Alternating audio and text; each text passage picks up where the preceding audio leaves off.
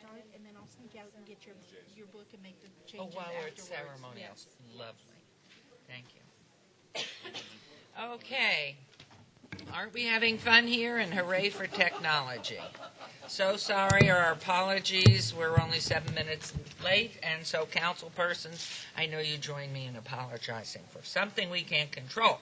The Redevelopment Agency meeting of February 1st, 2012 is called to order. This meeting has been properly noticed and posted in compliance with the open meeting law. These proceedings are, we hope, they are. Everything's good. I trust you implicitly. They are being video recorded as well as presented live on KCLV Cable Channel 2 and are closed captioned for hearing impaired viewers. Please note some customers of Cox Communication who don't have a cable box can view this meeting on digital channel 89.5. The Redevelopment Agency meeting, as well as all other KCLV programming, can be viewed on the city's website at www.kclv.tv. The proceedings will be rebroadcast on KCLV Channel 2 and the web the Wednesday of the meeting at 8 p.m. and also on Friday at 4 a.m., Saturday at 7 p.m., Sunday at 7 a.m., and the following Monday at 1 p.m. This building is protected by state-of-the-art fire detection and suppression sprinkler system. If alarms should activate during today's meeting, please evacuate using the exits. Once outside, assemble on the Las Vegas Boulevard side of the property. Employees wearing safety vests or our city marshals will inform you when it is safe to re-enter the building. We will move on to item 3. Public comment during this portion of the agenda must be limited to matters on the agenda for action. The amount of time any single speaker is allowed may be limited. All comments made will be cross-referenced to those specific items. If anyone submitted a speaker card or who wishes to speak under this portion of the agenda, please come to the podium, state your name for the record. We will set the time at this portion at 1 minute. Thank you. Thank you. Good morning, Mayor Morning. Goodman and City Council. I wanted to congratulate Councilman Wolfson, Councilman Ross, and also City Manager Betsy Freckwell. She came to the SNEC meeting last Monday night and advised us all that there was indeed enough money laying around now to reopen the F Street. Now, before F Street closed, we were well on a path to doing a master plan for the neighborhood. And you already voted on July 1st, 2009 to use the National Trust for Historic Preservation to do such a master plan. I would encourage you to revisit that vote and now fund that activity so that we can go ahead and connect Project Neon, the I-515, the F Street, the D Street, and the Jackson Street in the community master plan. You've already voted. Now we just need to fund that vote. I think it would cost about $150,000. Thank you very much. Thank you. Thank you. Thank you. Anyone else? Please come forward, state your name. Stanley Washington, Las Vegas. Question: is the public comment at the end, the 3-minute one? There will be other public That's comment, that's but the right three. now is 1 It's 1 minute. Okay. All right. Well, I'll just go ahead and take this opportunity to go ahead and extend some congrats as well. Certainly, Councilman Wolfman, I guess / DA. I don't know which hat you're wearing right now. But certainly, I think that this community is going to be well served. It's going to be a new day in terms of justice. I think either the candidates would have provided what we're looking for as a community in terms of protections, and I'm thrilled that it turned out well for you there. I don't know if you're familiar with Dr. Linda Young's It Takes a Child to Raise a Village banquet and ceremonies coming up, but I think this is the type of stuff here that I'd like to go ahead and talk to you about being involved with, since we're going to be starting anew coming up. Our children are super important, and she's doing a fantastic job as she pulls that together there. And, of course, you know the work on the veterans side as I continue to move forward on that one. Also, on the other side over there, Mr. Councilman over there, Ross, I'd like to extend congratulations to you as well. There was no doubt that you'd continue to go ahead and be there, and the fact that you continue to be there, that speaks volumes. Thank you very much. Mm-hmm. Good morning. My name is Morning. Andy Hart. I live 123 Sir David. I just want to say congratulations to Councilman Ross. Like you said, that was unnecessary, but they need to get. And the district attorney, I just want to let him know I don't like him anyway. Have a good day, y'all. Good morning, Mr. Hodges. Something in the Thank air, you. isn't there? There is something in the air. Thank you. Anyone else? Thank you. We will move on to item 4. For possible action to approve the final minutes by reference of the regular redevelopment agency meeting of December 21st, 2011, and the joint city council redevelopment agency meeting of January 18th, 2012. May I have a motion to approve the minutes? Motion to approve the minutes. May I have a vote, please? Please signify orally. Aye. Any noes? Nothing. Motion carries. Thank you very much. We are on to 5, resolutions. RA1 2012, discussion for possible action regarding a resolution finding the project proposed by the Commercial Visual Improvement Program, CVIP, agreement between the City of Las Vegas Redevelopment Agency, RDA, and NECAL Associates, LLC, owner and CVIP participant, located at 1017 South First, to be in compliance with and in furtherance of the goals and objectives of the redevelopment plan, and authorizing the execution of the CVIP agreement by the RDA not to exceed $50,000. RDA Special Revenue Fund. This is in Ward 3, Councilman Coffin. This item is related to Council Item 49, R-3-2012.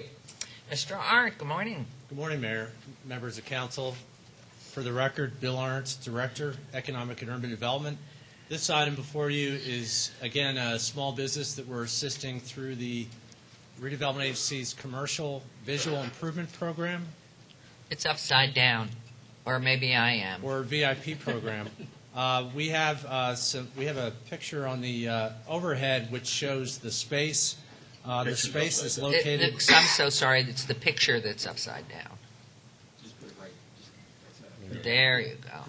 Oh, very nice. Thank you. This is a rendering of the property, and we're really thankful to have a great owner. With us today is Steve Rubior, who's with the owner. As you know, the Artifice Bar is located here and opened in April of 2011 and is having great success. The owner of the property purchased the property back in January of last year, and they're looking to make a substantial additional investment to the property. When you combine the interior and the exterior, well over $800,000. And you can see the result of that investment on the overhead there before you. They're looking to move in 4 businesses. There's a variety of spaces. Because the property is on one parcel, rather than doing separate VIP projects, we thought it was easiest and most straightforward to do a single VIP in the amount of $50,000. You may recall, as a policy, we dropped the maximum amount per business from $50,000 to $25,000. So we're looking to make a $50,000 contribution. There are 3 tenants that have been signed, and Mr. Rubior will explain that. There's a 4th, a restaurant, that's in negotiation. The 3 tenants themselves will be 14 full-time jobs. The restaurant would bring an additional 10 to 20 jobs. The applicants are requesting money for masonry work, installation of a steel tower, which you see there, signage, windows, pavers, and painting. And again, they're eligible for the VIP grant of $50,000. In addition to the overhead, if we could switch to the PowerPoint, we have some photos of what the property looks like today. And this is really the crux of the program, that making a real visual improvement in the neighborhood, which not only beautifies the neighborhood, but attracts private investment dollars. So you see here a photo of what it looked like prior to the investment.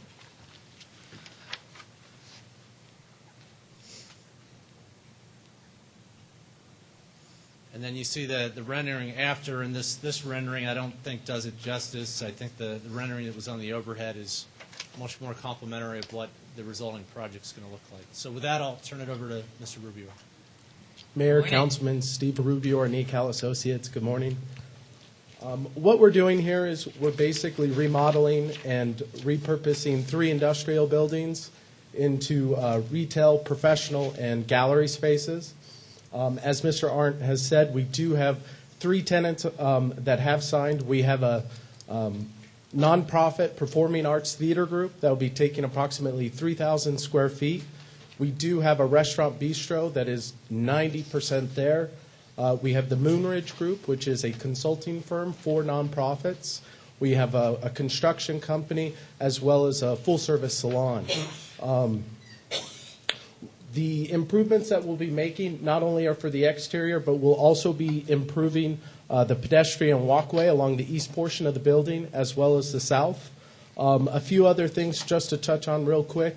Once this project's completed, we'll have approximately 15 new businesses and anywhere from 50 to 65 new jobs for downtown.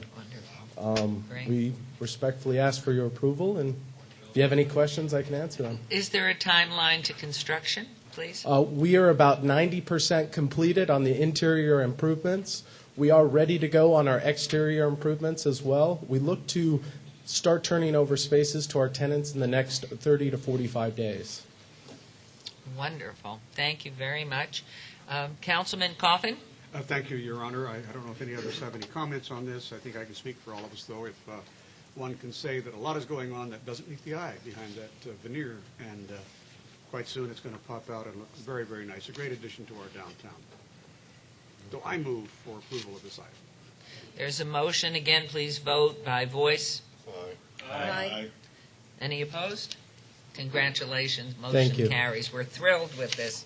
Great with the jobs. And we will move on to item 6, RA 2212, discussion for possible action regarding a resolution finding the proposed interlocal agreement between the City of Las Vegas and the City of Las Vegas Redevelopment Agency, RDA, for the RDA to provide funding for the construction and rehabilitation of the West Side School located at 330 West Washington Avenue and the redevelopment of the adjacent Variety Early Learning Center located at 990 D Street is in compliance with and in furtherance of the goals and objectives of the redevelopment plan and authorizing the execution of the interlocal agreement by RDA $900,000, RDA Special Fund revenue. Ward 5, Councilman Barlow. This item is related to Council Item 50, R-4-212. Mr. Arndt.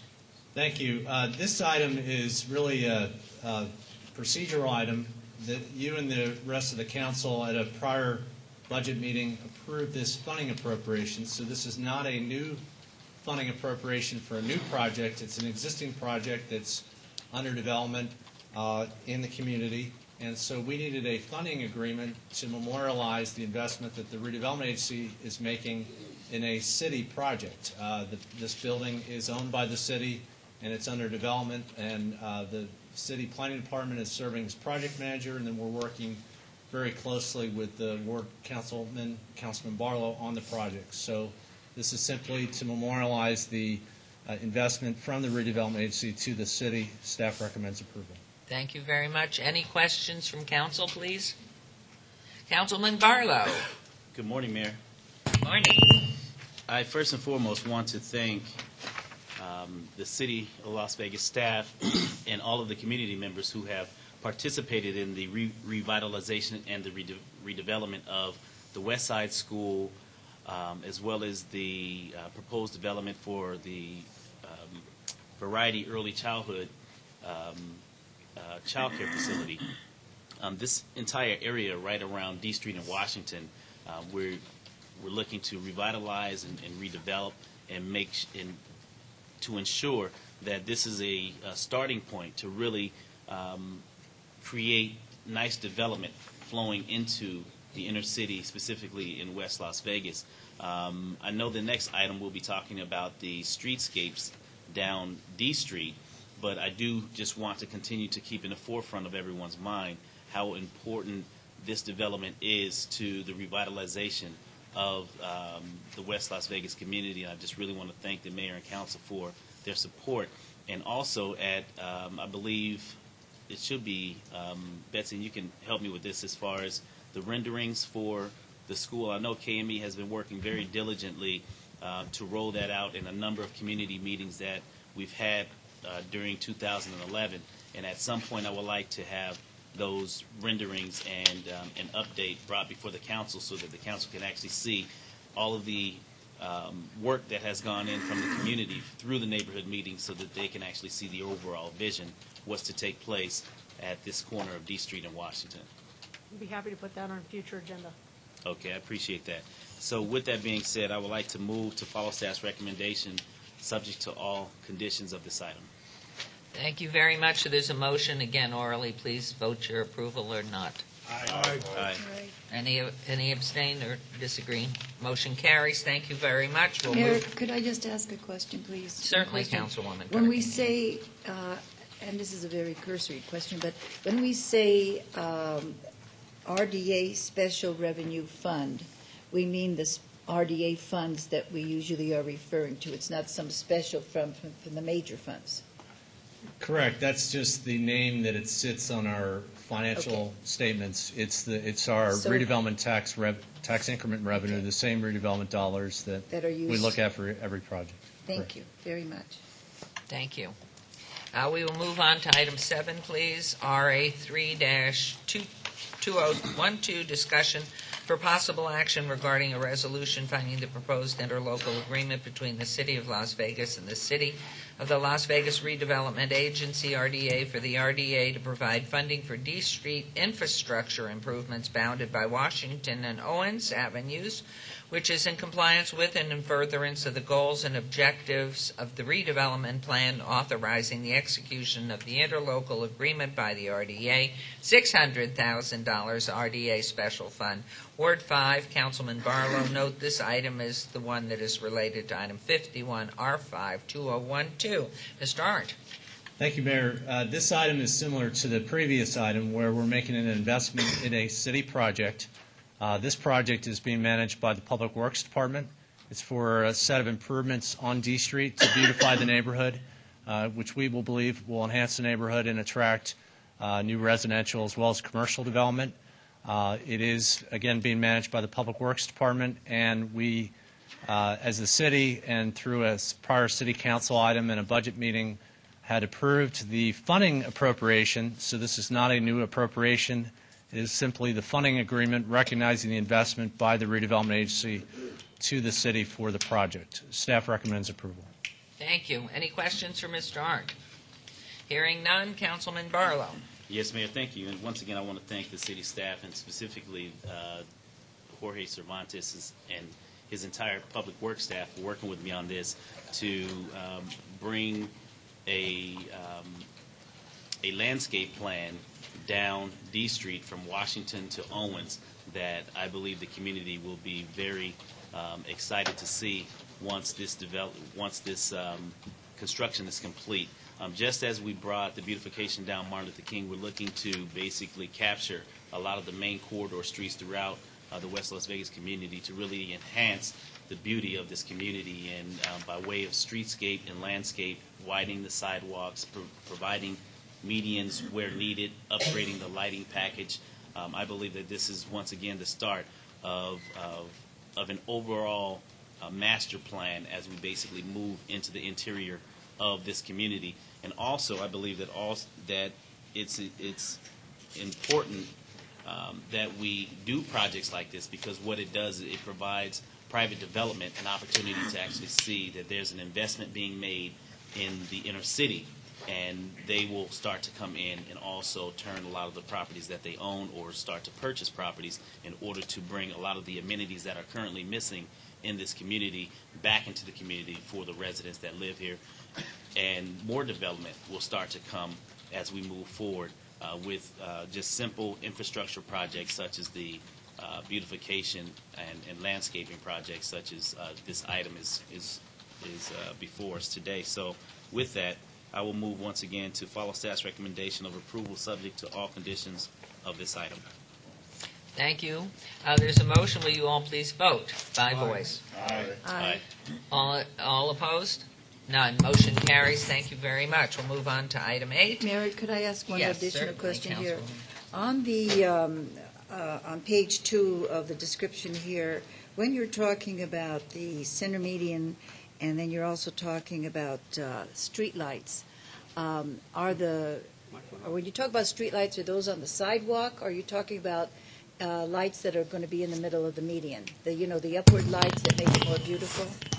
Yeah, we're a funder. We're not managing the project. I think Councilman Barlow may know the answer to that question, but it's really exactly that. It's the infrastructure package, and the whole streetscape, including the lighting and the sidewalk, is going to have an entirely different look. And I'll defer to I Councilman know Barlow that, for that. and what you have already on Martin Luther King is gorgeous. Mhm. I just wanted to know if your program is including the upward lights.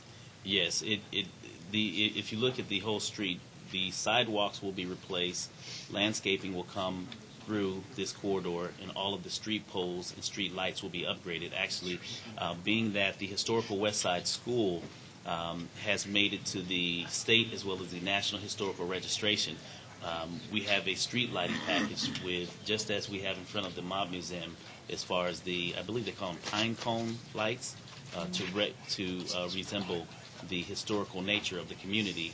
Those will be the street package lights that will be coming into this corridor. So in the medians, you have upward lighting at night. No. You do not?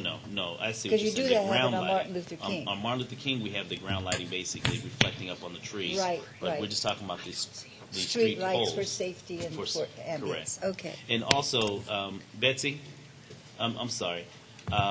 When we bring the item for the West Side School forward before the council, I would also like to bring the design package for D Street also before the council, so that we can basically show it as a whole. I know they're two separate items, but I would like to show it as a whole so that you can, the community will have an opportunity to see the overall development of what we're bringing forward. We'd be happy to do that. And one thing we might want to consider, and we can maybe talk about this Your in microphone briefings. isn't on. Your Microphone isn't on. I'll do the best I can. Okay, there we go. Is it better now? Yeah. We're having a little bit of trouble with the soundboard right now, so this may go in and out. But generally, one of the things that we've been doing, and this may be a way to address that, Councilman, is periodically, every couple of months, Bill brings an update of various projects. We actually have one on later this morning. And what we may be able to do is integrate a whole assortment of projects that are going on and how they interrelate to the council as a part of that presentation. The other area where we have some major, what I would call major projects that are all intersecting, are the infrastructure improvements in the core of the downtown area. And it might be worthwhile to have Jorge give us a presentation about that as well. So if you guys will give me a little bit of latitude of maybe putting this on the first meeting in March or maybe the second meeting in March once we're settled in, that might give us an opportunity to really review some of those projects with you in briefings and then bring a full presentation to you about a variety of investments that we're making in an infrastructure way into the downtown and surrounding neighborhood areas. Right. I would like to second that. I think it would be wonderful because we repeat it on TV, and so the whole community can see what's going on. I think it's a great idea if you do that. And Bill, I have a question for you. Being that the renderings are already set and we have those in place, would you be able to slide a couple of those into your presentation today? I don't know if I can get them into the PowerPoint, but I think probably for the presentation, maybe we could do it on the overhead, and I'll get with our Public Works Director to do that. Yeah, because I know we have the hard copies. Even if we just basically show it today, I think that would be great, because you'll be doing a presentation during the regular scheduled meeting today, correct? It's the first item on discussion. Correct. Okay, great. If you can just grab that from Jorge, and I believe planning should have the renderings for the West Side School as well. If not, I have a set in my office. Okay. Thank you. Thank you. Thank you very much. We'll now move on to item 8, report for possible action regarding a projection of revenues and expenditures of the Redevelopment Agency for fiscal year 2001-3 through fiscal year 2001-5, inclusive, and to direct staff accordingly. This is for wards 1, 3, and 5. Councilwoman Tarkanian, Councilman Coffin, and Councilman Barlow. Mr. Arndt. Thank you, Mayor. This item is an informational item where I'm going to go over in some detail where we're at as a redevelopment agency as far as our budget is concerned, looking forward to next fiscal year, as well as the two future fiscal years, fiscal 14 and 15. There's no action today. You're not voting on any budget, but we are coming up, as you know, on the budget cycle, both for the city and the redevelopment agency. So I'm going to walk through where we're at, look at some challenges that we're facing and how we're looking to tackle those challenges, and then looking for some general direction, which will help me and my team put our budget together, our budget submission for fiscal 13.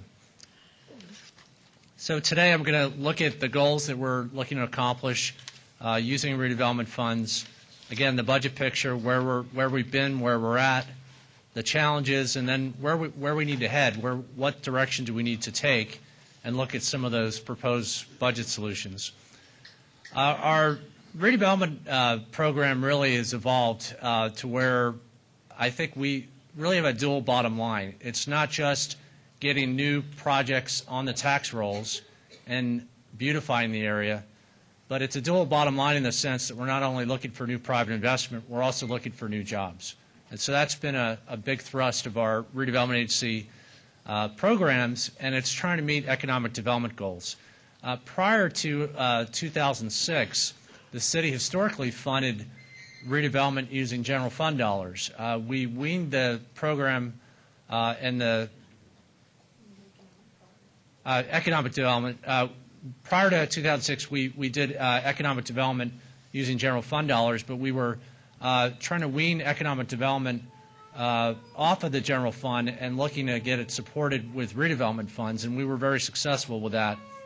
There's some current goals we have. You see there a jobs goal, 5,000 jobs in 5 years, a small business goal that we're looking to advance to you for next year's budget, 50 small businesses or startups in 5 years, a private investment goal, which is very important that we get new private investment for every dollar of the agency that we invest, and then the retail in the redevelopment area, that we want to make sure that we improve the retail vacancy picture both in downtown and in the commercial neighborhoods surrounding downtown. So where have we been? You know that we've had a lot of success the past few years.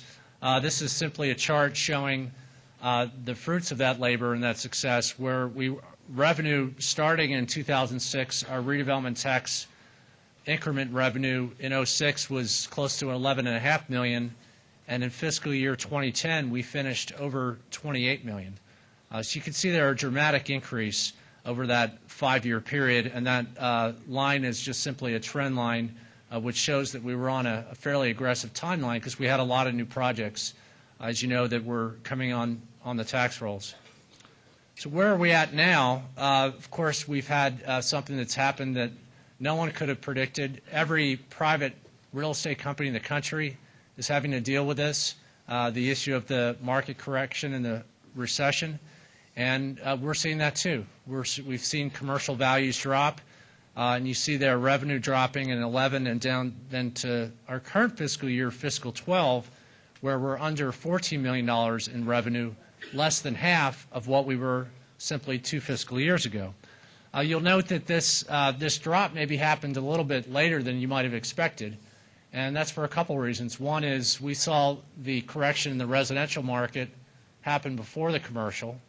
And the second thing is there's a time lag. The Clark County Assessor's Office, when they revalue property, they have to revalue property. They have to send commercial appraisers out in the marketplace to do new appraisals, to adjust those values, and there's a cycle that takes to happen. So given both of those factors, we didn't really see the impacts of the recession and the correction in the real estate market until fiscal year 11. So how did we get here? Again, declining property values. This is just another illustration. This is not showing revenue. This is showing tax base. So a simple way of looking at this is the total value assigned by the assessor's office, not the assessed value, but the tax value, or a loose approximation of the market value. What projects went on the books? And you see there in 2010, we were well over $6 billion in value. Think of that as the whole value of all the commercial real estate in the redevelopment area.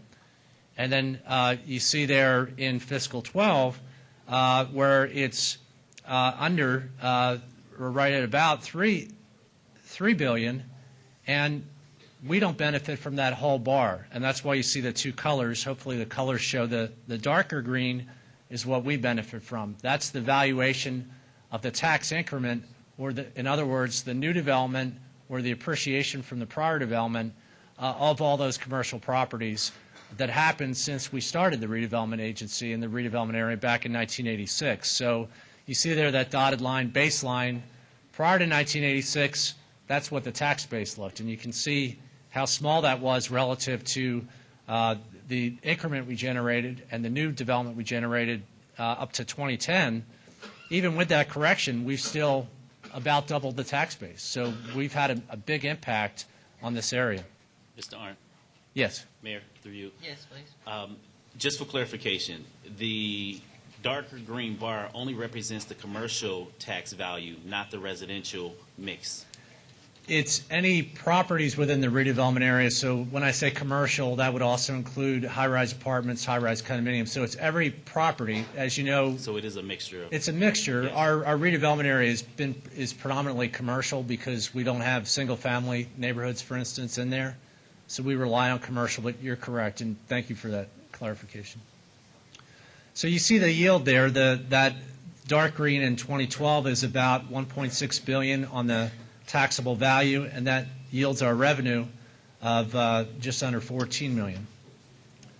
The second budget challenge, one was the property value correction. The second one is a structural one. As you know, we passed a tax cap where if you're a residential homeowner, your taxes can't increase by more than 3% per year. On the commercial side, that cap is 8%.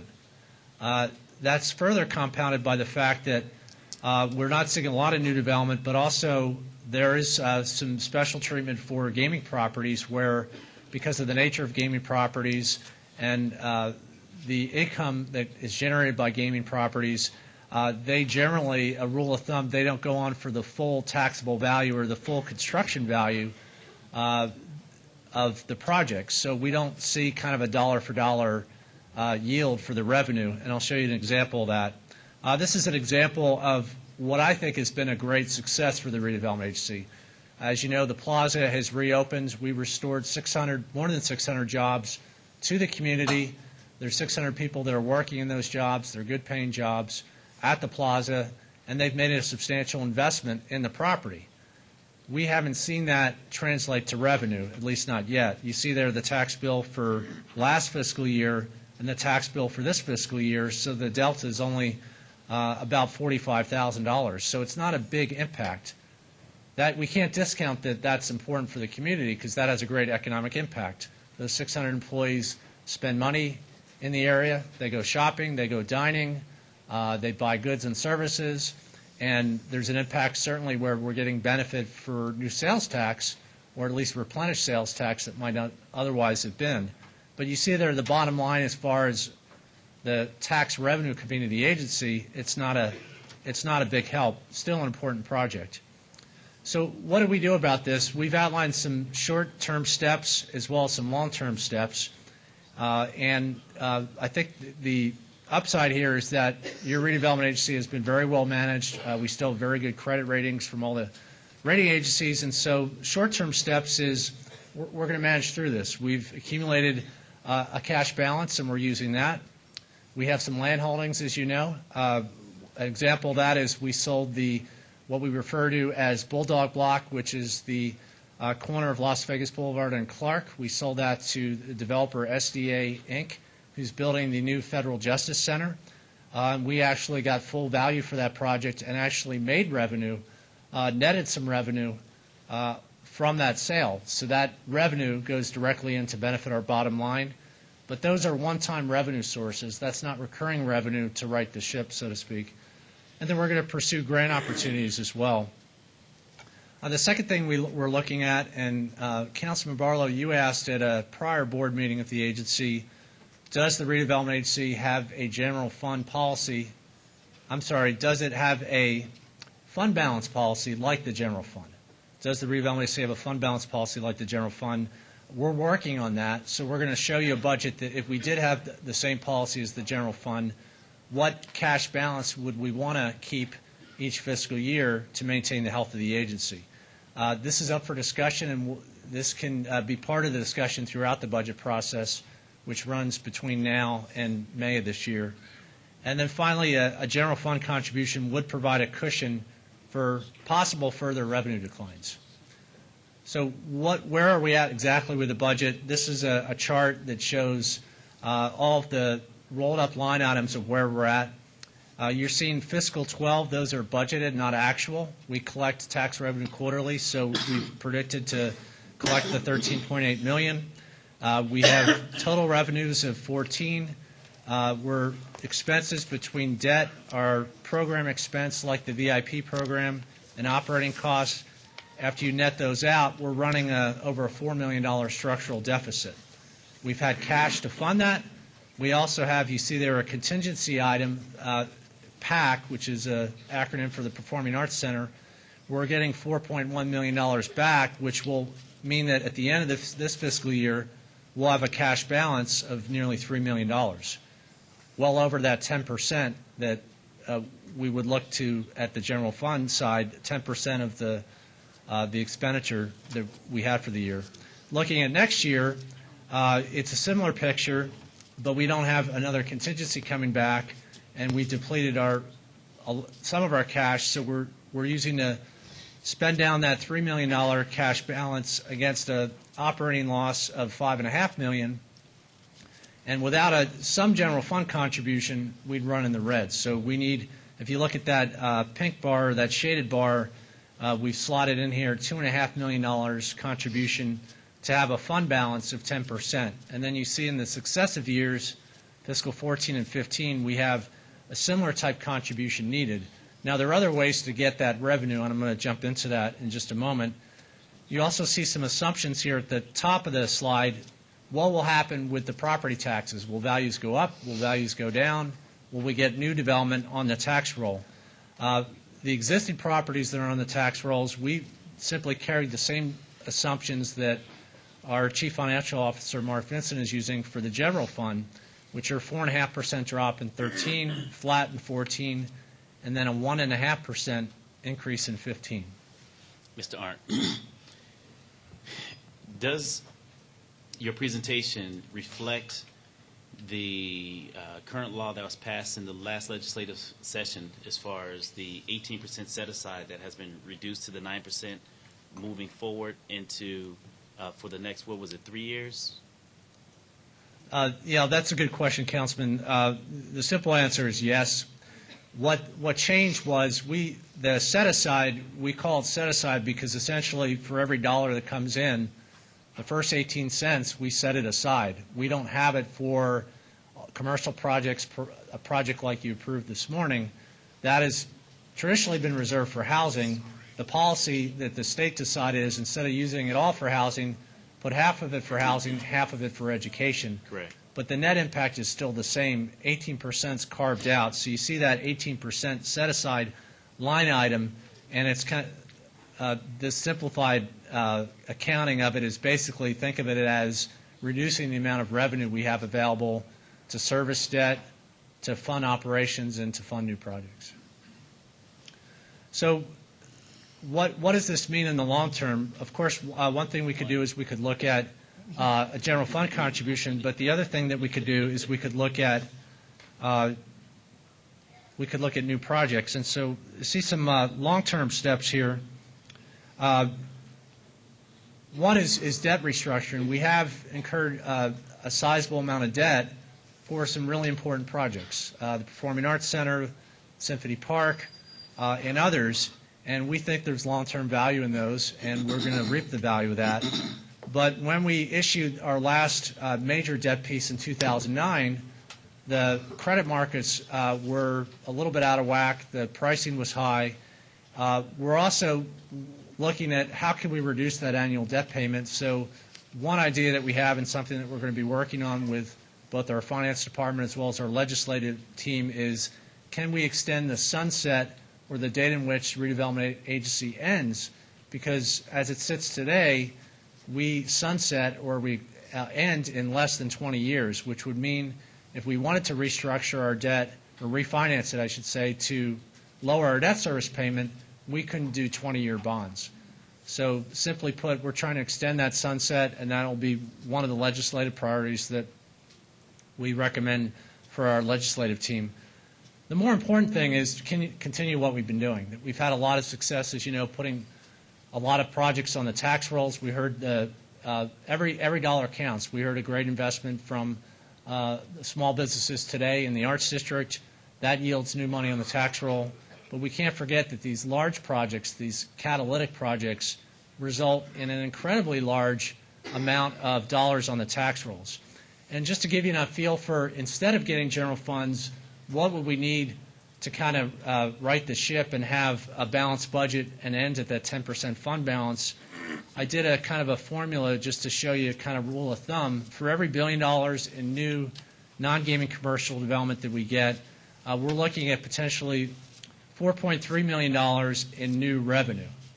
So going back to the prior slide, we needed 2.5 to 3. If we got a new $1 billion in new commercial development, which sounds like a really high number, but we've done that. We've done that historically with a lot of the new projects. Some of it was due to the real estate boom, of course, but a lot of it was due to a lot of hard work by the Redevelopment Agency and by all of our private partners.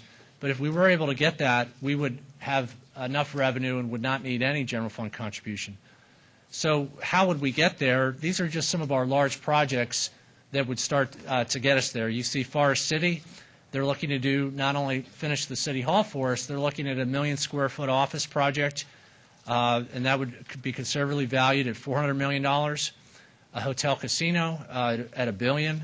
CIM is under contract to do a $100 million investment in the former Lady Luck, which is now being branded as the Grand. Zappos, which is up for consideration later today. The corporate headquarters expansion is a significant investment. We're looking at potentially $60 million from this property being on the tax roll, but then all the spin-off development, which the CEO has made a public commitment to invest $350 million, some of it in real estate, so that would be a big investment.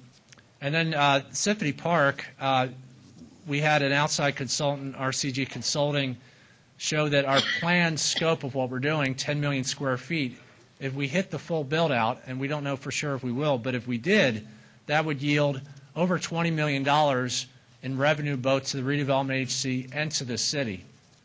Tax revenue like C-tax, modified business tax, all the other tax revenue that indirectly comes to us top-down from the state. So you see there's a kind of a bottom line not only for the Redevelopment Agency but also for the city. And then something we're eyeing very closely is Cashman, which is over 50 acres and presents a tremendous long-term development opportunity and could yield a lot new value on the tax rolls as well. So to wrap up, this contribution would help us offset what we're experiencing with the budget. It would help us accomplish our business goals, which again are not only investment goals but also related to jobs. It also help us accomplish our project goals, continue the major projects which are already under development, which you see there listed, including the ones I mentioned, also Cleveland Clinic, our arena project, the CIM project. The VIP program, we've gotten a great bang for the buck. To date, prior to the project that you heard this morning, for every dollar we've invested in that program, 18 private dollars have been invested. So that's something that even though we don't see a lot of large projects going in the tax rolls, to continue the VIP we think is really important. New business recruitment and business retention, and then finally supporting our downtown districts that are supporting all of our private partners. So there's a question, excuse me. Councilman Coffin. Question and a comment. Thank you very much. Yeah, it's working. One project that didn't make your list here, and I think we ought to add it to the future lists, I believe, should be in the redevelopment area, and that's instead of Allure Phase 2, the tower on Sahara, we're going to have the Lucky Dragon Boutique Hotel and Casino. It's over $100 million planned. We'll be seeing that in the council real soon. We're very proud to see that coming up, but that's a big deal, and it's the first new large casino development to actually get the basic approvals and move forward. So let's make sure we add that to the list of good news. Absolutely, and that list is a summary annotated list. It's certainly not the comprehensive list, but we'll be sure to add that and report on it as we progress on it. So we have business people like Andy Fonfa and Bill Widener who are staking their fortunes in downtown Las Vegas, and it's something we need to remember, that that's a big risk they take, and we just have to reward them for that. For the public's information, that's a project that's planned on Sahara, just west of Las Vegas Boulevard on the north side of the street. This is a final slide just to wrap up. We're just looking for general direction. You're not making a funding appropriation decision today, but we wanted some direction on the budget and how to handle the structural deficit, we did want to point out that we've actually increased a program. We funded the VIP for $250,000 current fiscal year. We want to up that to $500,000 because we really think that's our most successful program. We need funding to do that, but it's going to help us not only get projects on the tax rolls, but help us with that small business goal that I mentioned, the 50 businesses in 5 years. We're going to be submitting for a general fund contribution, but certainly with a caveat that my job is to minimize or eliminate the need for that contribution. So we're going to be working very aggressively to get new projects on the tax rolls. And how we do that, the new development, increased land sales, as well as the long-term issue of trying to restructure our existing debt. And with that, I'd be glad to answer any questions. Councilman Coffin, did you have something? No, I do not. What a wonderful report. Councilman Barlow? Yes, thank you. Actually, this is a question for Betsy first. Betsy, through Bill's presentation today, we see where the RDA will need assistance, if you will, for the next 3 to 4 years projected from the general fund. And my goal is to wean that request off of the city's general fund so that the RDA at some future point, and I believe Mr. Arndt would agree, where it stands on its own and not have to be subsidized from the general fund. How have we projected or basically budgeted, or how do we prepare to budget for the subsidized, what is it, $3.2 million you're requesting? We're looking at $2.5 million for next fiscal year. What, $2.5 million for the next fiscal year? How do we budget for that? And what are some things that that we're possibly looking at from a city that we will have to withhold from in order to make that subsidy a reality? I have a couple of comments to respond to that, Councilman. One, I think it's really the board's decision whether or not 10% is a reasonable fund balance, and no one necessarily expects that you would build that fund balance in 1 year. So if it were your desire to establish a 10% fund balance right away as a part of your budget approval in May, then obviously it would have a direct impact on the fund balance of the general fund. And I think that's something that warrants some future discussion, maybe starting today, but definitely as we get prepared for the budget, to determine if that's really what the level of funding you want to get to within that group. You want to make sure that you're covering your debt service, obviously, and there may be some discussions about operational costs and the value of that investment. I think there are a lot of other things that are at play that Bill alluded to and mentioned to some degree, but one, I think coming to that right level of fund balance and establishing a goal for that is really important, and giving you the opportunity to look at it in balance with what we're doing with the general fund is very important. One of the other things that Bill didn't mention, kind of similar to where Councilman Coffin was going, but on a broader regional scale, as many of you know, the state of California eliminated all of their redevelopment agencies. Now, I think that may create tremendous opportunity for Nevada, because many of those businesses that have been making decisions to locate and expand in California based on incentive structures, that's going away. Well, it's gone away. It's gone. Period. Right. So that may create some opportunities that aren't even showing up here. They may be long-term solutions that help us wean off of that. And I'm not suggesting that we need to go raid California. I'm just saying that the economics have changed. Why not? And, well, we can leave that to the Regional Development Authority and the state. But nonetheless, I do think it'll shift the economics significantly for those businesses where those are important considerations for business location, expansion, and decisions to stay where they are. And I think there's something for us to do there. One of the other things that Bill mentioned in his presentation is we got very, very far along in the legislative process last session, actually all the way to the governor's desk, to extend our sunset on the redevelopment agency. And we're hopeful that we'll be able to revisit that topic in 2013. If we're able to do that, that opens some doors to restructure the debt so that we may actually be able to get that debt payment down, which is a major consideration in our financial situation in the RDA.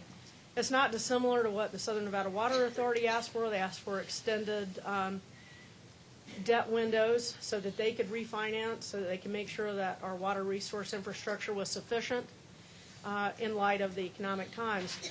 We are not the only redevelopment agency in this boat. I've asked Bill to do some analysis on all the other redevelopment agencies across the state because, as you know, many of them have been struggling even to make their debt service payments. And we've been watching that very closely, so there may be an appeal for an extension to other RDAs throughout the state to help balance their budgets as well. So I think there's some opportunities there. And one thing I did want to clarify, Bill mentioned that there was a 3% and 8% tax cap. That was state imposed. So that's not something that any of you have any control over. And in highly dependent agencies on property tax, whether it be the RDA for the City of Las Vegas or the library district, who's almost completely dependent upon property tax, you're going to see some difficulties climbing out of that major drop-off that you saw in Bill's green bar chart, if that's their only revenue source. One of the things that's really exciting about some of our successes, when you look just at that line item that Bill had in here about Symphony Park, when you talk about $20 million worth of spin-off revenue that's coming from that, a lot of that is sales tax, which does not inure to the benefit of the RDA, only to our general fund. So in my mind, that actually gives us a little bit of comfort that if we are doing a transfer in for a while, it's because we're getting enhanced revenues as a direct result of the RDA's activities right. in the general fund. And we're hoping to see the same kind of direct benefit to the general fund that might not inure directly to the RDA from all of those other projects Bill put up on the chart that are already in the works. So, my sense is we've got a little bit of work to do in preparing for the final budget adoption in May. Our goal here is not to necessarily get direction from you to say, yes, please do these things. It's more to get you informed, not dissimilarly to what we do in November when we bring the general fund forecast to you, just so you're aware of the issues, the things we're trying to do to prepare for the budget and for our long-term strategic planning as we go forward. So I know that was a long-winded answer, Councilman. I appreciate the opportunity to share some of those observations. But I think until we actually start really figuring out, do we need to do 2.5 or do we need to do something less for next Correct. year and prepare for something more, I think it would be a little presumptuous for us to say, here are the things that would have to change, or this is the funding strategy that we would use to fill that gap in the RDA right now. So the next question that I have for you is, currently the City of Las Vegas general fund balance is set at what? Remind me what that percentage is. You have is it an 10%? in-fund balance of 12% as a 12%. policy, and we're actually well exceeding that right now. Okay.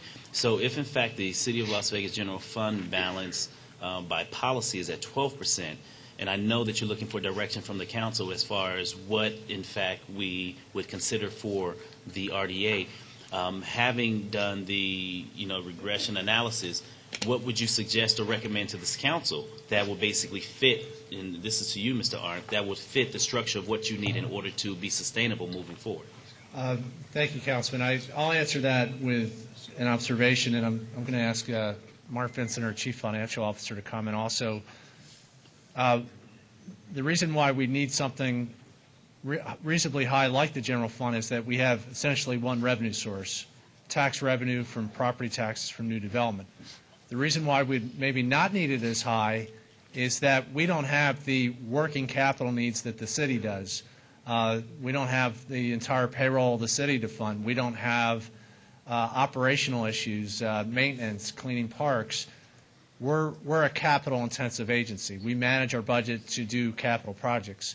So I think it's probably something between 5 and 10%, but we do need, I think, some fund balance is appropriate. What the percentage is, I think you could make a good argument that 10 is a good number. I think you could make a good argument that maybe we don't need it quite that high, and certainly maybe don't need it as high as the general fund.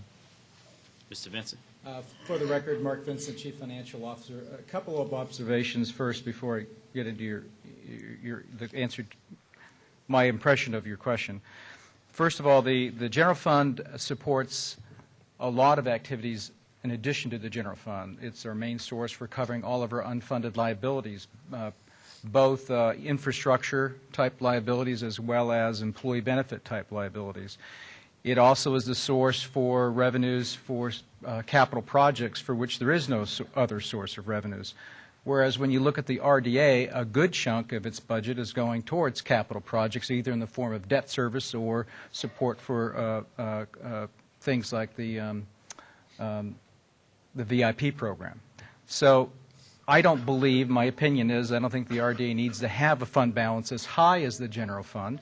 Also, I would mention to you, you probably don't recall because it was a small number, but when we did our forecasting back in November with the general fund, we had a little plug number in fiscal year 14 for an anticipated shortfall for the RDA, and that, I believe it was probably less than $1 million. So we are currently thinking through some of this. A lot will depend on how our revenue projections look. Again, we're early in the budget process here, and we don't have all of our revenue projections, even the preliminary ones, done. So a lot will depend on that. But I think it's reasonable to expect that they have some operating capital in a fund balance. I'm not sure we've decided it would be 10%. It may be something significantly less than that, and ultimately that's going to be your decision. But we'll come with a recommendation as we go through the budget process. I think once it's established, though, is that a fixed number? Or is it something that becomes flexible as we respond to the economic status of the country? It's flexible. It is flexible. It's flexible. In fact, for the general fund, we do it via resolution, and there are times early on in the recession where we suspended that 12% fund balance policy for the general fund. So it's flexible. Thank you. I know Councilman Ross had a question. I do. Or a Not comment. so much a question, Mayor, but certainly a couple of comments. Mr. Arndt, Mr. Vincent, and Betsy, I think you're kind of tapping around the issue here. I think that the momentum that this redevelopment agency has created, the excitement, the energy, we have too much going on to tap dance around. You know, if we got to use some general fund money to do whatever, we need to do it. There is so much excitement downtown. This redevelopment agency should be the model, I would say, Betsy, certainly for the rest of the state of Nevada. We're doing it. Your team is doing it. We brought so much to downtown. We brought so much in regards to economic development. Any kind of general fund supplement will easily be made up in taxes. And I want you to go back to your third slide in your presentation. Can you get there for me? Sure. It's the agency goals.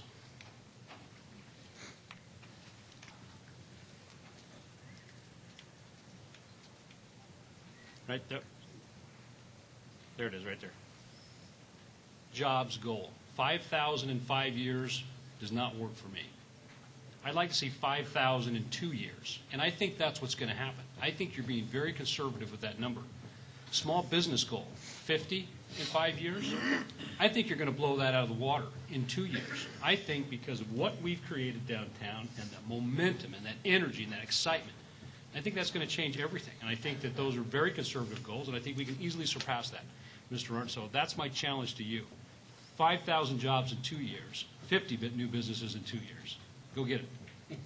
And I would like to add to that, I'd like to see the redevelopment area extended. If you wanted to. Okay. Mayor? Any other? Oh, yes, Councilman. Yes, I do. Betsy, Mr. Arndt, and his staff, we had an opportunity to sit with the governor, I believe roughly 2 weeks ago, and provide him a tour of the redevelopment area, the downtown redevelopment area. And one thing that the governor pointed out was, Betsy, what you alluded to as far as California pretty much closing down all of its redevelopment agencies statewide. And the governor saw the great job that the city of Las Vegas has been doing. And basically, we are in the forefront of everyone's mind as far as being the most active and proactive redevelopment agency in the state. And so with that, the governor mentioned, a plan to go and attract or introduce ourselves to a lot of those businesses in California to attract them to Nevada. And for me, in in particular to the city of Las Vegas. And so I think that there is an opportunity that is sitting right at our back door to basically do what we all know that we should be doing, and that's diversify our economy. For many, many years, I credit the gaming industry for providing a lot of Nevadans well education, food, housing, because of the revenue in which gaming brought into our communities. A lot of us, including my parents, raised their family on gaming revenues. Today, things are different in our economy as well as our society, and so we must have additional streams of revenue in order to sustain ourselves. And I believe the entire country is realizing that they just can't have one stream of revenue source coming into their state. And so having the opportunity to now diversify our economy and make it more versatile, whereas we have a great educational system, a great medical system in place, banking, corporate, such as Zappos coming into the downtown, I believe this is a start of diversifying our economy to basically complement what gaming has done from the existence of Nevada. And so with that, there was one slide that you had, Mr. Arndt, where you had, as far as expenses, rent, payroll, and something else. My question is the rent. What are we paying for from the RDA as it relates to rent? Or am I reading that slide wrong? Let me see if I can find it. The simple way of looking at it is this current year, our overhead, which is our staff that we fund to do economic development, the rent for paying the city hall office space, this current building, and then the new building, we make a payment just like every department. And then services and supplies, equipment to run the office. Essentially, our overhead number is about $3.2 million. It was the rent that I didn't quite understand.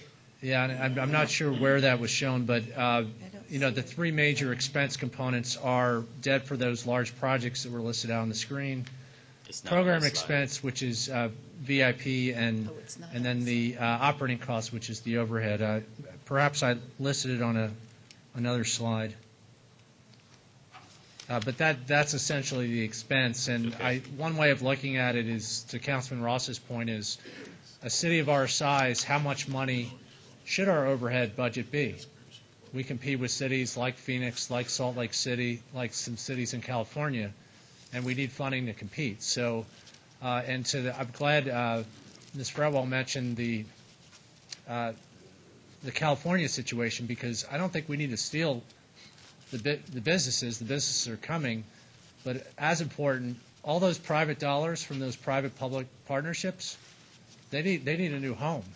And so we're going to be competing for those private companies like Forest City and CIM and the other nationally prominent firms that are currently doing projects in California.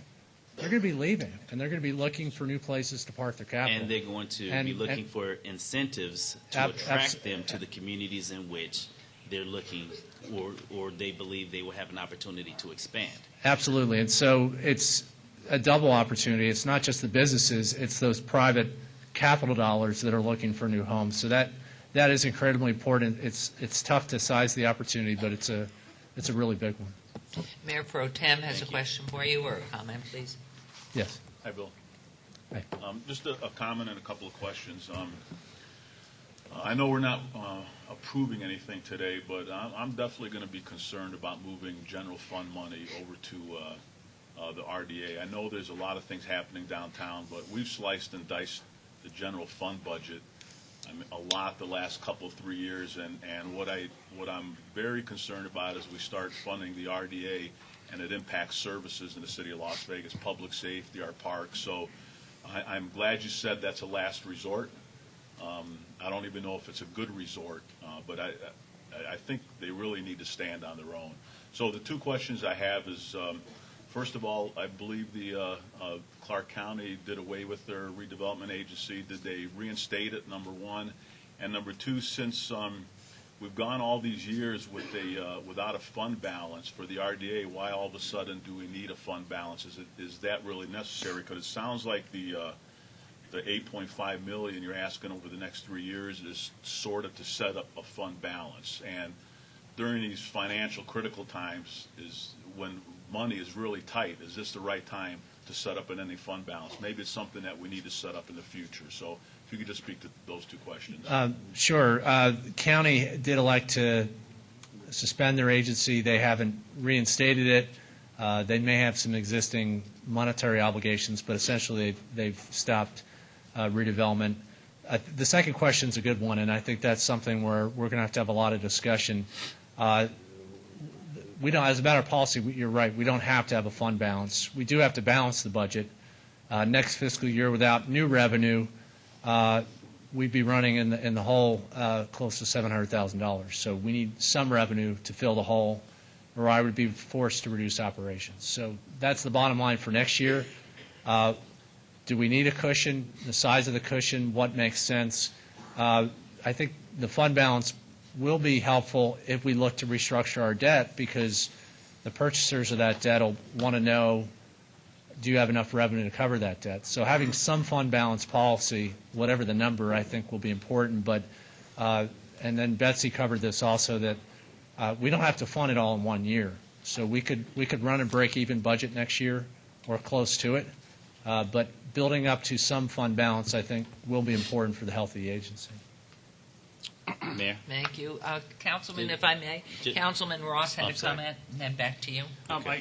Billy mentioned something, too, about competing with other cities, and I want the public and certainly this development agency to understand other cities throughout the country are giving, I mean, literally giving away the farm. They're giving land, they're giving buildings, they're building buildings for businesses to get them and to entice them to come to their location. That's the competition that we're looking at, and we're still doing it. We are still bringing that environment to Las Vegas, and I think that's significant to point out. I concur with Mayor Pro Tem in regards to his concerns about the general fund. But again, we will make up any money we take from the general fund and supplement the RDA. We are going to make that up in tax revenue from the new businesses. We're going to make that up in job creation. As we create jobs and people spend money, I mean, we're going to make that money up, and you can't even calculate that. So I think I just want to make it clear that we're doing it right. And even though we're not like other cities, we can't give away land and we can't give away buildings, we're certainly trying to do everything we can to stimulate this economy. Thank you. Mayor, City Manager, please. But just a quick clarification. And I know Bill mentioned this early in his presentation, but one of the designated authorized duties of the city in the general fund is economic development. That's great. We funded that at zero for about 3 years in a row, and we put it completely on the RDA. That's Only great. this year did we actually start funding economic development again. And so I want to make sure, particularly Mayor Pro Tem, that we're really clear in talking about the fact that any sort of transfer in would basically be the general fund be paying the RDA to perform economic development duties. And that's something that we need to talk about, because one of the things that I've identified in my goals for the year is put together an economic development plan for the city that goes beyond redevelopment, which is something that many of you have talked about, and making sure that we're reaching out beyond just the core of the city to make sure that our business growth is across the city and not just in the downtown area, and that we're focusing on that greater good of the whole city. And so, as we go into this next budget, I think those are the kinds of things we should talk about. But I just want to make sure that everyone's really clear that it's not unusual for cities to invest in economic development in their general fund, and it's something that you're authorized to do, and it's something we have done over the years. But during the first 2 or 3 years of this budget crisis, we put all of that responsibility on the RDA and had the RDA perform those functions without any general fund transfer. So what we're talking about is somewhat reversing that trend and restoring our economic development program, and doing that in a way that stabilizes the RDA. And I think we've got to have a lot more discussions about it. Today is just a beginning point for us. But I didn't want anybody to think that we didn't have the authority to do it. Now, whether it's your priority, totally different discussion. But we do have the authority to do it, and we have done it historically. We just took a break while the RDA was healthier than the general fund, and now the general fund is a little more stable than the RDA is, and it seems like we need to have a conversation about how much more healthy do we want the RDA to be. Right. So, thank you. Thank you, Councilman Barlow. Thank you, Mayor. And Councilman Ross, you stole a little bit of my thunder because, no, it's okay. I thank you for bringing that forward because the RDA is very important, specifically in older communities such as wards 1, 3, and 5.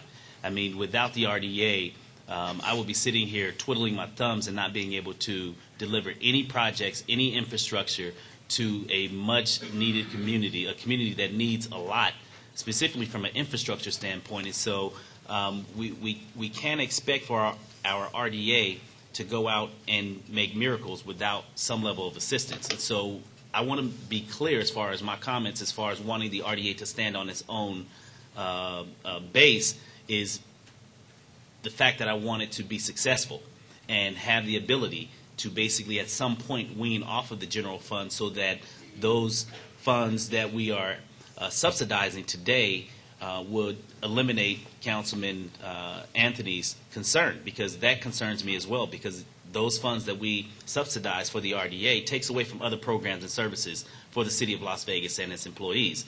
But yet and still, as our community continues to grow older, decay sets in. And so we need some type of incentive in order to provide the injections needed in order to bring up, eliminate the blight in a lot of our community, specifically wards 1, 3, and 5.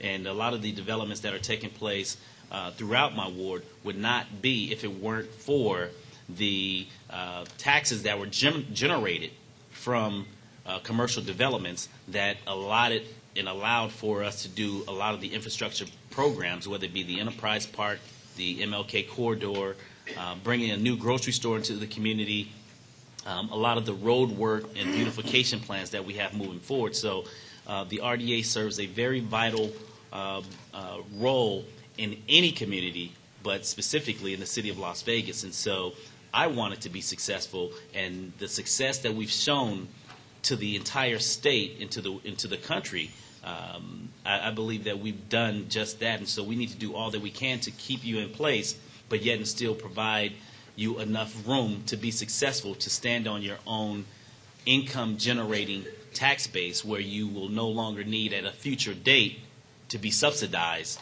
from the City of Las Vegas General Fund. Thank you, Mayor. Thank you. Councilman Coffin, you have Thank another you. comment? Thank you, Mayor. And one of the fundamental underpinnings of RDA is our length of time that we can operate.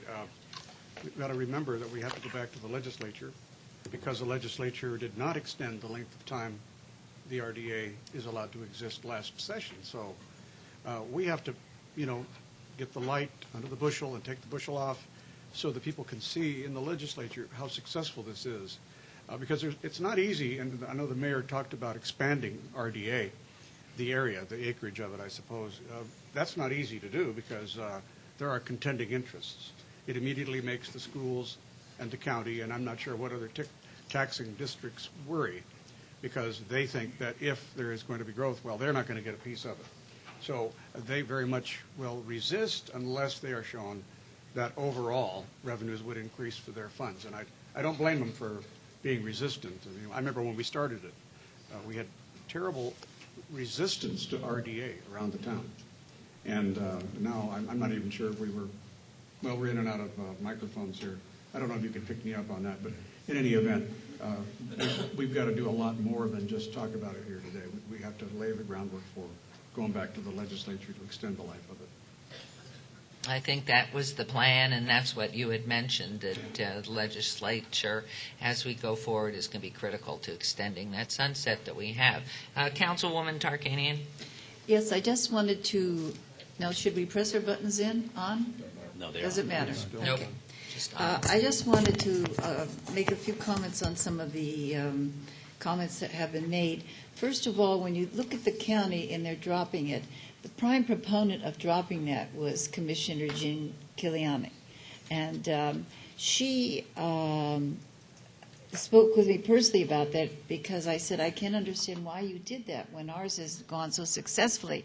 And she said that they dropped it and she moved hard to get it dropped because they weren't doing anything. She said really nothing was being done. And then she complimented very highly our group here in the city that has done so well with RDA. So it wasn't that it was RDA that they dropped so much. It's just that they weren't getting done and the money was just sitting there. So I wanted to clarify that. Then as far as going into California and pushing people if we can over here, I think they expect that. Just as we know they've come over here and tried to get some of our businesses at time, I think we should go as hard as we can after the California businesses if they're in that situation now. And Carolyn, Mayor, I agree with your talk about the expansion. I think that's very, very important. It's very important to those areas that are considered downtown but are not core downtown. And I know that every time we talk about RDA, we always say wards 1, 3, and 5. And every time I sort of bring up the fact that our help from RDA has been absolutely minimal in Ward 1.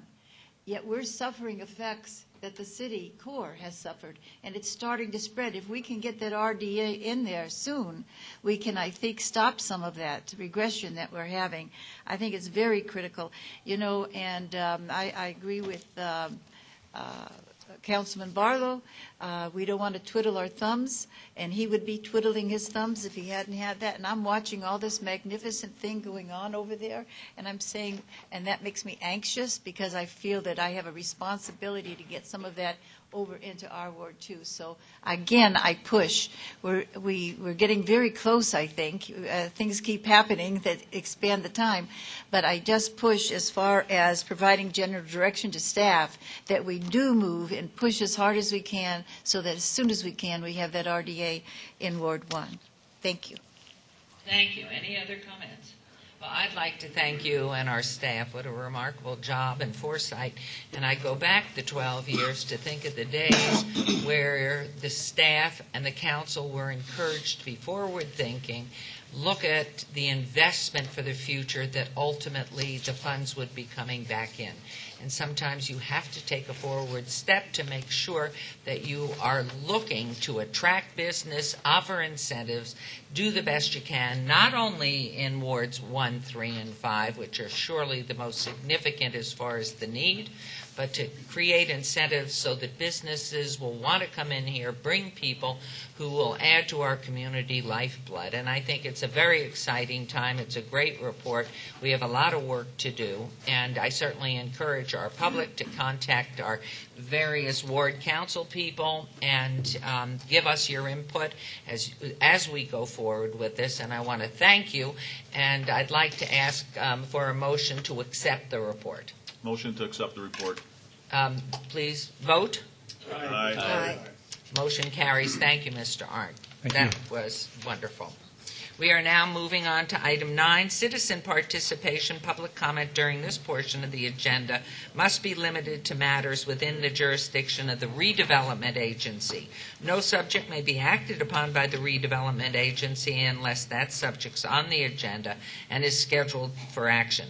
If you wish to be heard, come to the podium, please, and give your name for the record. The amount of discussion on any single subject, as well as the amount of time any single speaker is going to be allowed, may be limited. Is there anyone wishing to speak under this portion of the agenda?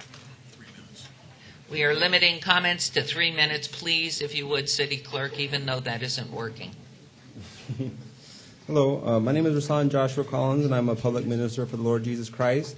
And for those that haven't heard, I was an ex-math instructor, then God told me to start everything and travel and preach, and I've been traveling since 2002.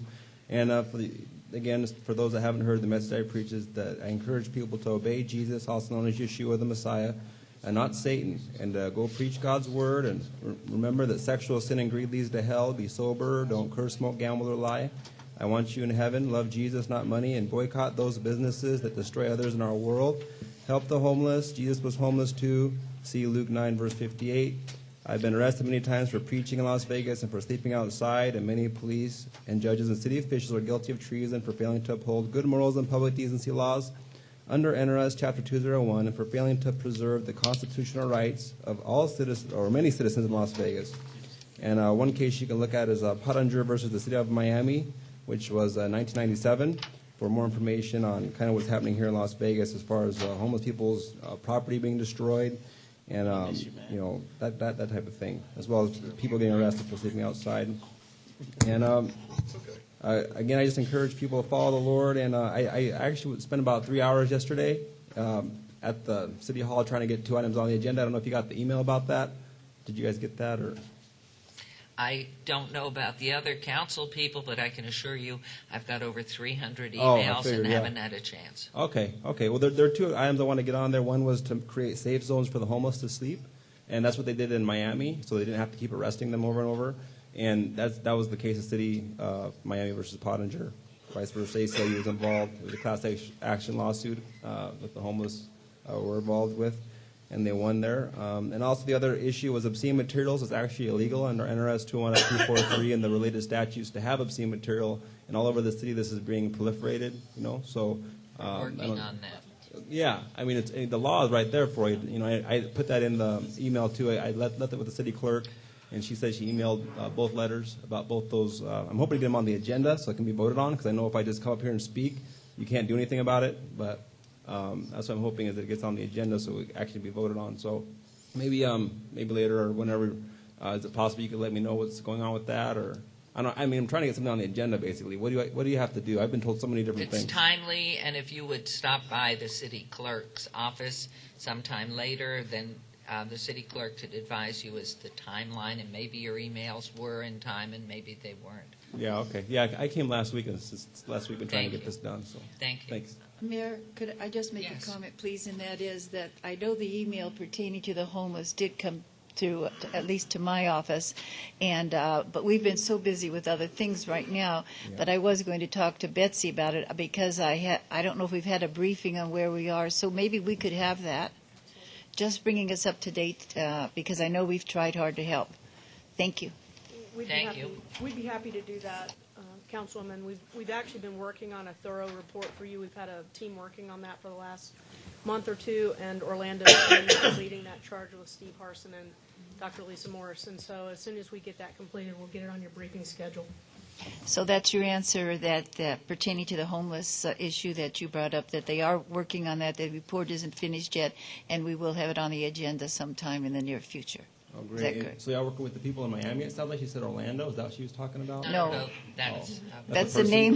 That's the Okay. name of someone on our staff. Oh, okay. Curious. Okay. Thank you. Thank you. And Betsy, Next, anyone else, please come forward, state your name. Mayor, just real quick, and Betsy, you may want to just have Dr. Morris work with Tyrone Thompson over at the county, because he has an update that may be helpful to us as well. Certainly. Thank you. Well, I'm Catherine Duncan. Here I am again, and I just wanted to first thank the RDA for doing such a terrific job. I'm concerned about one area that was omitted from the report, which they are required to report to us, is the number of jobs that were actually created in the RDA and the number of people that were actually hired who live in the RDA.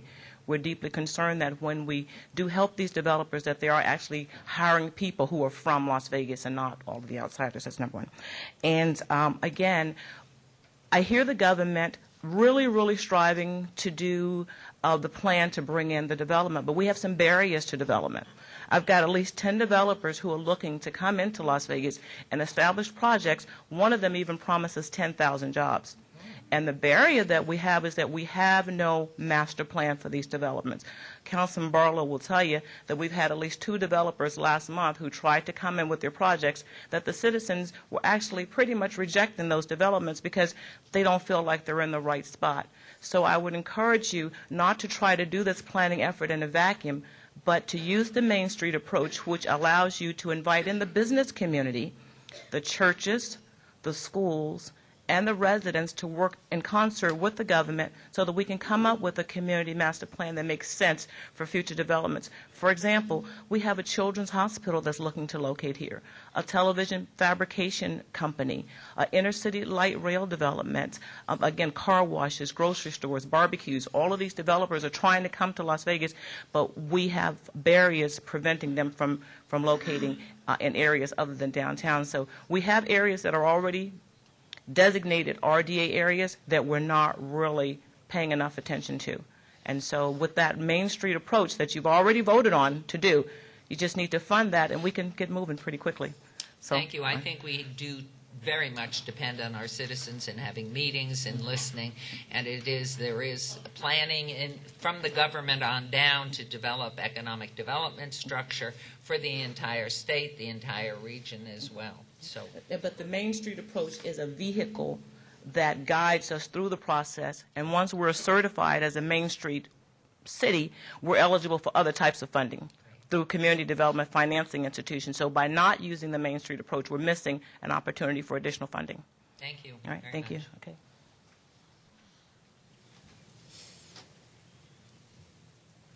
Hello, Stanley Washington again. Thank you. Bill Arndt puts out a wonderful report. I've been working with Bill now, I guess, at least 10 years, long before he was in this big-time position here. However, the discussion continues to be the same relative to the whole discussion of redevelopment economic. Who is it that's supposed to benefit from redevelopment, Your Honor? And I don't hear enough discussion on who's benefited from the inception of redevelopment in '86 and through all the good times.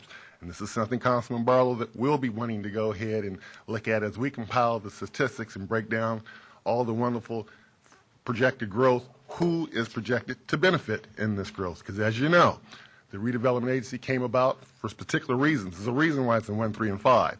And there's certain people who are supposed to be benefiting. And, Your Honor, I know you're going to do a great job, but up to now, there's been a lot of good redevelopment, but the people who were supposed to benefit have not benefited, and I still don't hear enough discussion about that there. I think that's where the efforts need to go ahead and go. I got a couple questions now. We do have a track record on some of our commitments. I'd like to know, is there a date selected yet for the ribbon cutting for the new City Hall project? March, I believe, the ribbon cutting, Mr. Riggleman? It's March 5th at 6 p.m. March 5th at 6 p.m. That's fine. And the entire community is invited to come out to participate. And I appreciate that. Now, if you remember, the City Hall project at one point in time wasn't all that certain. The funding was kind of hazy. The council and the staff reached out to the community for support to push this project forward. There was a meeting in Doolittle at West Las Vegas that came together where the city of Las Vegas, the mayor, the council staff, everybody came on out and shared what the benefit would be to the entire city, including West Las Vegas, Councilman. And starting with that process there, it was incumbent upon us to support the project, move forward, and we did that with certain commitments from Forest City, certain commitments from this particular council. I think that as we go ahead now and bring out the report card, it's time to go ahead and come back to that same Doolittle, Councilman Barlow, so we can have the report card and see if what was committed and what was promised and who was supposed to benefit actually occurred.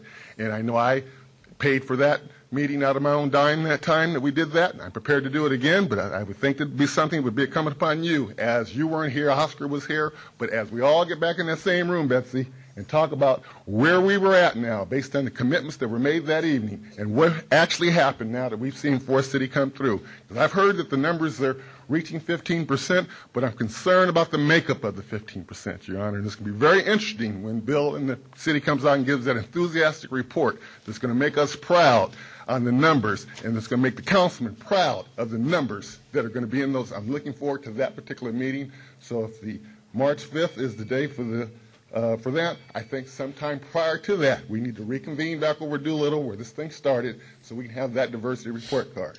Thank you very much. Thank you very much. I know the timeline's pretty tough because we're packing up here starting now. We have to be out of the building by the end of February. So hopefully we can get that on. I think your words are well taken. Thank you. Thank you. My name is Harley. 123 David. I want to talk about the west side and everything else, and the whole city and whatever. Can you address the microphone, please? I'm sorry, Thank you. but we need to tell the truth about a lot of things. For instance, F Street, D Street, and whatever, and concerning that highway, opening up, going underneath, closing, whatever. Well, the state of Nevada got in trouble, and poor Barlow, they like to kill him, and the city and everything. Let me tell you something. That's Highway 95. That is a United States highway. That's not even an interstate. The feds had all rights on that one. And they said on the eminent domain, they can shut the entire corridor down if they want to, because that is the eminent domain by the federal government. Highway 95, when the state got involved a few years ago, and the city and already got in a whole lot of trouble, spending millions of dollars for nothing. I'm sorry, that is a U.S. highway. And it's eminent domain, it'll shut anything it wants down. Period. Let's drop that ball, please. And all the people, we can't get out and we got to go around. Shh, give me a break. You got some gated communities that have to go halfway around the world to get out. Give me a break. Yes, Betsy, please. Mayor, if I may just make a clarifying comment. Mr. Washington said he wanted to hold a meeting on March 5th.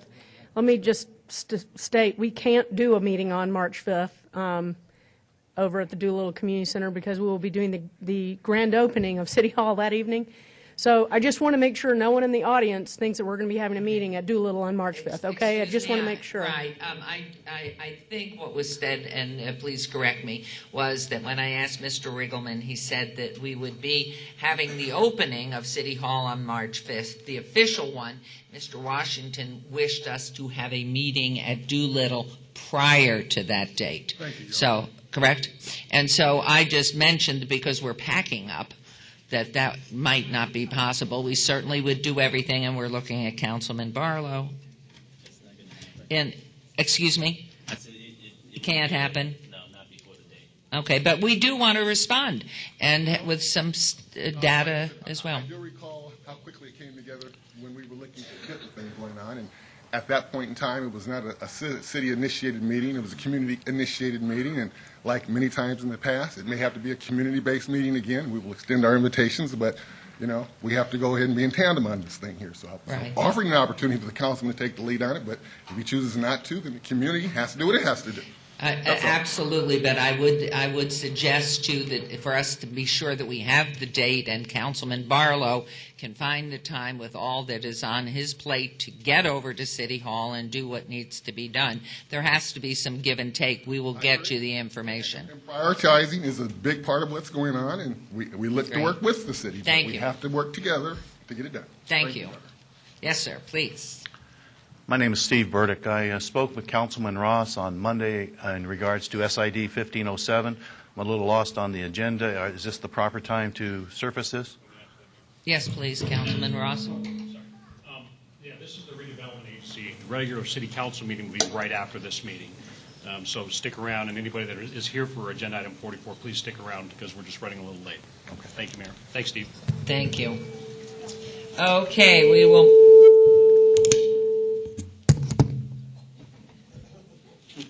We will move on to 10. And agency member recognition. Comments made by individual agency members during this portion of the agenda will not be acted upon by the agency unless that subject is on the agenda and scheduled for action. Is there any member of the redevelopment agency who wishes to speak under this portion of the agenda? Yes, Mayor.